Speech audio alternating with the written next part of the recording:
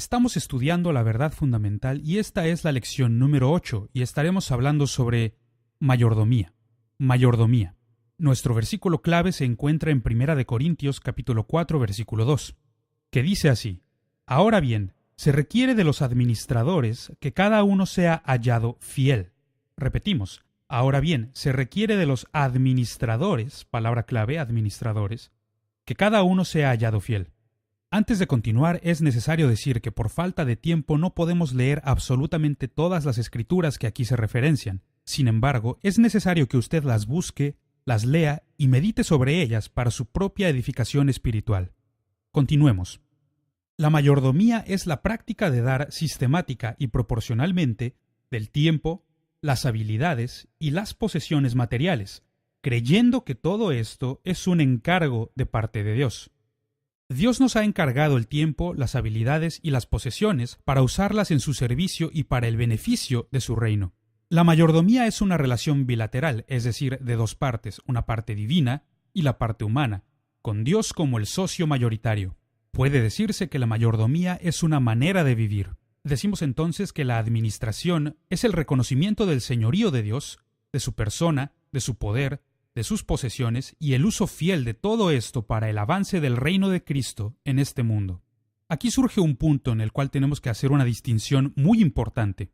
Es necesario distinguir entre la propiedad y la mayordomía. Surge la pregunta: ¿cuál es la diferencia entre la propiedad y la administración? Punto A. La propiedad. Necesitamos comprender que Dios es el dueño de todas las cosas. Esto lo podemos encontrar en Génesis capítulo 14, versículos 19 y 22, en el Salmo 24, versículo 1, en el Salmo 50, versículos 1 al 12, Salmo 89, versículo 11, y en Ageo capítulo 2, versículo 8. Dios es el dueño de todas las cosas. La propiedad es el derecho de controlar dichas cosas. Podemos decir que la propiedad es el derecho de usar y disfrutar de las posesiones. ¿Y en qué difiere de la mayordomía? Bueno, la mayordomía es la administración de dichos bienes y posesiones. Nosotros no somos dueños, somos administradores, responsables y capaces de rendir cuentas acerca de nuestra administración. Esto lo podemos ver en Mateo capítulo 25 versículos 14 al 30 y en Lucas capítulo 19 versículos 11 al 26. Entonces, ¿en qué se distingue la propiedad de la mayordomía? Como ya dijimos, la propiedad es el derecho de controlar, el derecho de usar y disfrutar de las cosas, de los bienes, de las posesiones, mientras que la mayordomía es la administración de la propiedad en favor de otra persona. Como ya mencionamos, esta es una relación bilateral, una relación entre Dios y el hombre, una relación en la que Dios es el dador y el hombre es el recibidor. Dios es el dueño y el hombre es el mayordomo.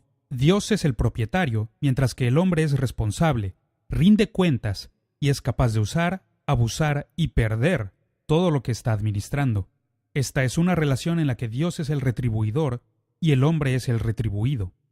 Aquí surge otra pregunta. ¿Cuáles son las relaciones que existen entre el dueño y el mayordomo? En primer lugar, punto A, somos administradores de la vida, lo que hemos recibido. Esto lo encontramos en Génesis capítulo 1, versículos 27 y 28, Hechos capítulo 17, versículo 25, y Santiago capítulo 1, versículo 17. Punto B. También somos administradores del tiempo, lo que se nos ha asignado. Esto lo vemos en Proverbios capítulo 24, versículos 30 al 34, y en el Salmo 90, versículo 12. Punto C. También somos administradores de los talentos que Dios ha puesto en nuestras vidas, lo que se nos ha dado para usar. Esto lo encontramos en Mateo capítulo 25, versículos 14 al 30. Punto D. También somos administradores de las posesiones, es decir, lo que se nos ha encargado. Esto lo encontramos en Mateo capítulo 6, versículos 19 al 21 y en Colosenses capítulo 3, versículos 1 y 2. Punto E. Y este es probablemente el punto que todos recordamos cuando hablamos sobre mayordomía o administración: las finanzas. Somos responsables de administrar lo que trabajamos para obtener. Esto lo vemos en 1 Corintios capítulo 16, versículos 1 y 2. Ahora bien, ya hicimos la distinción entre la propiedad y la mayordomía, y también ya hemos establecido las relaciones que existen entre el propietario y el mayordomo. Ahora surge otra pregunta. ¿Cuáles son los requisitos de un buen mayordomo? Esta es una pregunta muy importante y es necesario que analicemos bien estos puntos. Veamos los requisitos para un buen mayordomo. Punto A. El mayordomo debe ser fiel. Esto significa que es fiable y se puede confiar en él. Esto podemos encontrarlo en 1 Corintios capítulo 4 versículos 1 y 2. Punto B. El mayordomo es educable. Esto quiere decir que está abierto a la instrucción, o, para ponerlo en términos más simples, está dispuesto a aprender. Esto lo encontramos en el Salmo 27, versículo 11. Otro punto, punto C. Además de ser fiel y educable, el mayordomo debe tener el deseo de ministrar. El deseo de ministrar. Esto significa que tiene la motivación para servir. Y podemos encontrarlo en Romanos capítulo 12, versículos 10 al 13. Y no solamente debe tener el deseo de ministrar o ser servicial, sino que también debe tener un corazón de siervo, y este es nuestro punto D, tener un corazón de siervo, es decir, no intentar ser el jefe. Esto lo encontramos en Gálatas capítulo 5, versículo 13. Continuamos. Punto E. El administrador o mayordomo debe tener también la disposición para dar. Disposición para dar. Es decir, que tiene un espíritu generoso, lo cual probablemente a muchas personas se les dificulte, pero es requerido de un mayordomo el tener la disposición para dar. Esto lo encontramos en Lucas capítulo 6, versículo 38. Recapitulamos. El mayordomo debe ser fiel, es decir, digno de confianza. También debe ser educable o estar abierto a la instrucción. Asimismo debe tener el deseo de ministrar o tener la motivación para servir. También es importante que el mayordomo tenga un corazón de siervo, es decir, que sea servicial, sumiso, nunca intentando ser el jefe. Todo buen mayordomo debe tener la disposición para dar, es decir, tener un espíritu generoso. Y estas son las cualidades o requisitos para ser un buen administrador, un buen mayordomo. Ahora veamos otra pregunta. ¿Deben los mayordomos rendir cuentas? Una vez más, ¿deben los administradores rendir cuentas de su administración? Para responder a esta pregunta necesitamos ir a la Escritura. En Lucas capítulo 16 versículos 1 al 13, que dice así. Dijo también a sus discípulos, había un hombre rico que tenía un mayordomo, y éste fue acusado ante él como disipador de sus bienes. Entonces le llamó y le dijo, ¿qué es esto que oigo acerca de ti?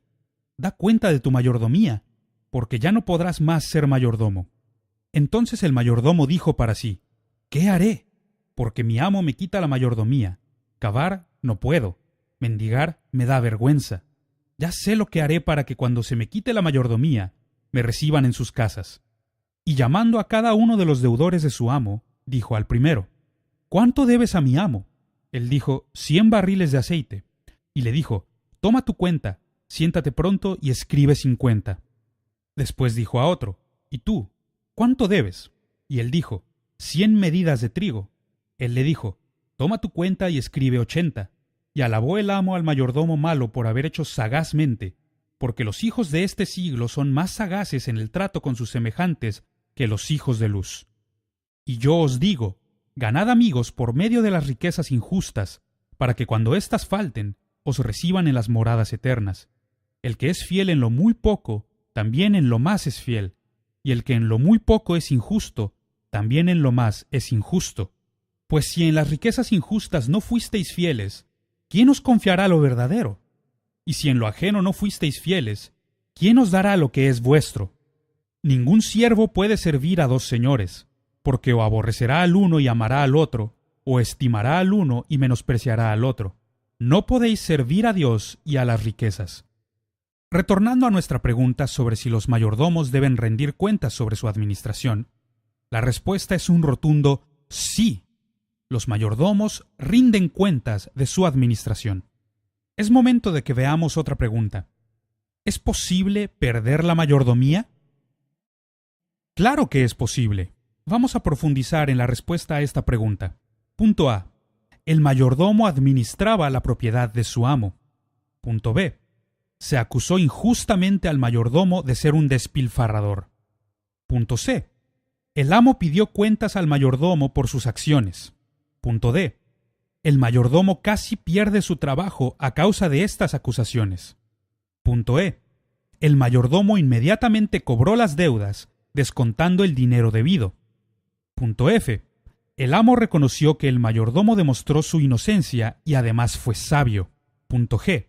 Cuando la Escritura habla sobre riquezas injustas, estas significan dinero, mientras que lo verdadero son cosas que el dinero no puede comprar. Punto H. La palabra fidelidad es una palabra clave utilizada 4 veces en los versículos del 9 al 13. Y como ya vimos, el primer requisito para un buen mayordomo es que sea fiel. Dios espera que seamos fieles. Punto I. Asimismo, podemos hacer amigos a través de las riquezas injustas, al invertir sabiamente nuestro dinero en otras personas. Vamos en nuestras Biblias a Proverbios capítulo 15, versículo 16, que dice así: Mejor es lo poco con el temor del Señor que el gran tesoro donde hay turbación. Otra versión lo expresa de esta manera: Más vale tener poco con temor del Señor que muchas riquezas con grandes angustias. ¿Qué es lo que nos enseña esta escritura? Que nuestra actitud hacia el dinero revela mucho sobre nuestro corazón. Dice la palabra en Mateo 6, versículo 21, Porque donde esté vuestro tesoro, allí estará también vuestro corazón. Muy bien, ya hicimos la distinción entre propiedad y administración. Ya hemos visto los requisitos para ser un buen mayordomo. Ya hemos discutido si es que los mayordomos deben rendir cuentas de su administración. Y asimismo hemos visto si la mayordomía puede ser perdida. Es momento de responder a otra pregunta. ¿Cómo puedo transferir la propiedad a Dios? Repetimos.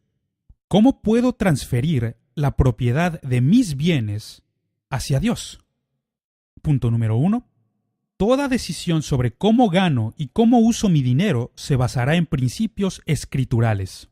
Es decir, toda decisión que debamos tomar respecto a nuestras finanzas debe tomarse con base en lo que dice la palabra de Dios. Punto número 2. Si es que queremos transferir nuestra propiedad hacia Dios, debemos vernos como administradores, como mayordomos, y no como dueños. Esto significa reconocer que no hemos ganado nada por nosotros mismos o por nuestros méritos, sino que todo ha provenido de parte de Dios. Punto número 3. Dios tiene el derecho inalienable de tomar o quitar mis posesiones como Él desee. Es decir, Él es el único que tiene derecho de añadir o de sustraer más posesiones, más bienes, más bendiciones bajo mi administración. Punto número 4. Al darle a Dios la propiedad de mi dinero, le estoy permitiendo que obre sobrenaturalmente a través de él. Es decir, cuando rendimos la propiedad de nuestros bienes materiales, de nuestras finanzas, de nuestro dinero, estamos destinando todos esos recursos para que Dios los use de una manera especial para bendecir a los demás. Punto número 5. Dios requerirá que obedezca sus mandamientos una vez que le transfiera la propiedad de mi dinero.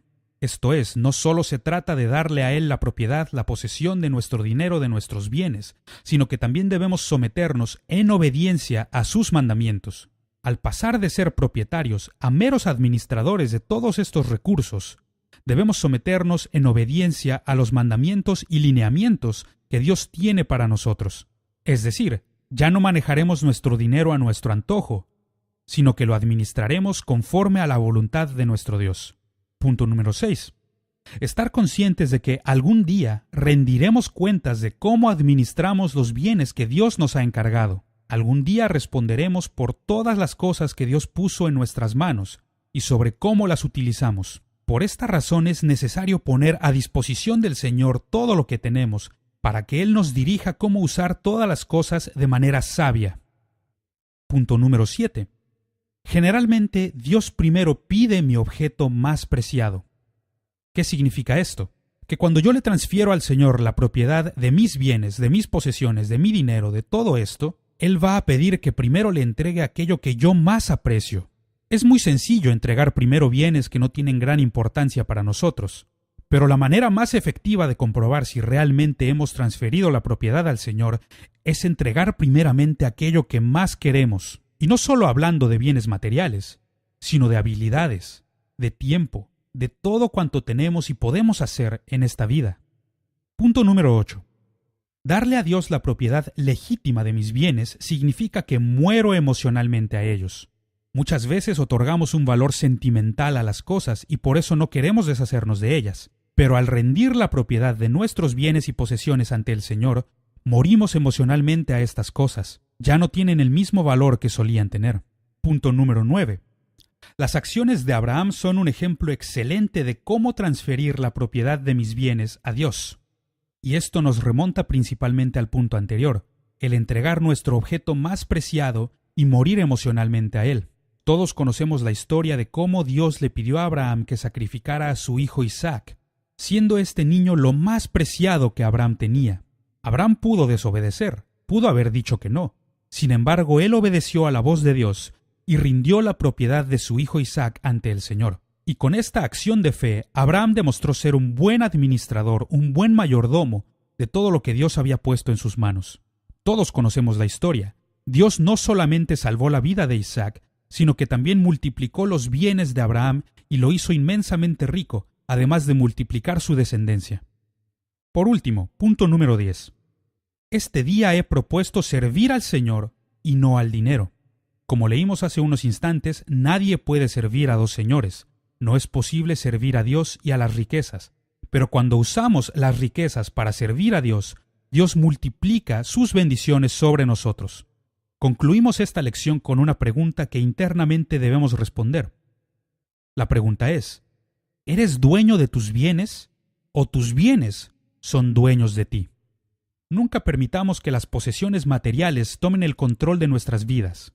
Al contrario, rindamos la propiedad de todos estos bienes ante el Señor y seamos buenos administradores de todas estas cosas, para que el Señor multiplique sus bendiciones sobre nosotros. En esta lección aprendimos a distinguir entre la propiedad y la mayordomía. Aprendimos también cuáles son las relaciones que existen entre Dios, el dueño de todas las cosas, y el hombre, el administrador de estas cosas. Asimismo, analizamos cuáles son los requisitos para ser un buen administrador. Respondimos la pregunta sobre si los mayordomos deben rendir cuentas de su administración, y también aprendimos cómo transferir la propiedad de nuestros bienes al Señor. Te invito una vez más a que busques, leas, medites e incluso memorices todas las referencias escriturales que hemos dado en esta lección y que por tiempo no hemos podido leer completamente. Vuelve a analizar este estudio sobre la mayordomía para que tengas una buena comprensión sobre cómo ser un administrador de las cosas que Dios nos ha encargado en esta vida. Que Dios te bendiga en tu viaje cristiano.